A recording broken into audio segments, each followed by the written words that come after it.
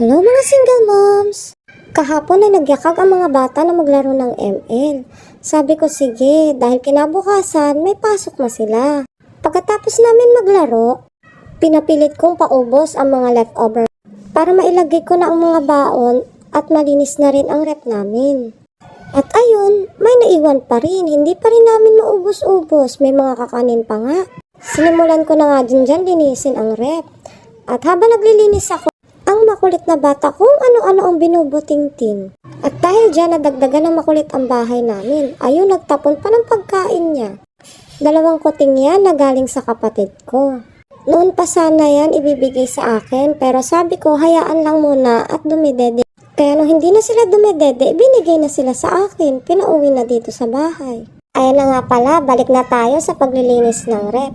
Isa-isa ko talaga silang pinupunasan. Ultimo yung mga bote, gulay, pinupunasan ko yan isa-isa. Pati ang mga gamot, gusto ko kasi pag ako naglinis ng rep, pinupunasan ko lahat. Ultimo ka, singit-singitan. Para pag naglagay ako ng pagkain at grocery at baon nila, maayos at malinis ang pagkakalagay. Binilang ko nga din dyan ang itlog. Akala ko kukulangin ako kasi ang mga itlog na yan pa yung mga binili ko nung bagong taon pa. Maliliit lang yung mga itlog na yan. Kasi maliit lang din ang budget. Mag-upgrade lang siya pag malaki-laking budget. Sabi nga ng mga kapatid ko, dumabase sa itlog. Budget namin. Kapag malaki ang itlog, ibig sabihin daw malaki ang budget namin. Diyos. Kasi nga po, kaya po maliliit ang itlog na binibili ko, maliliit lang din naman po ang kumakain. Minsan natitira lang, kaya ginawa ko, niliitan ko ang itlog. Ayun, nauubos naman nila ang niluluto ko. Ayan na nga, sinasalansan ko na ang baon ni kuya. Baon, merienda, anik-anik.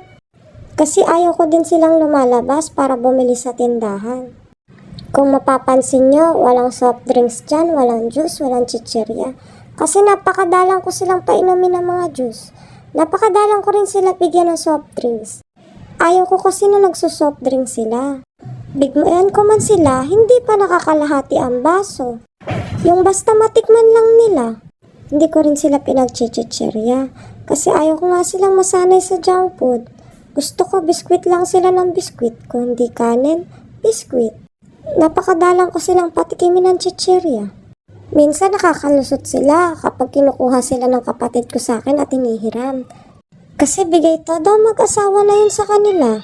At ayun na nga, patapos na ako dyan maglinis. Inuunti-unti ko lang punasan ang mga gamot at vitamins nila. Hindi nga din ako bumili ng mga karne-karne pa. Talagang pambaon lang ang binili ko kasi nga bala ko na puro gulay muna sila. Kasi nagdaan ng bagong taon. At Pasko, puro meat sila.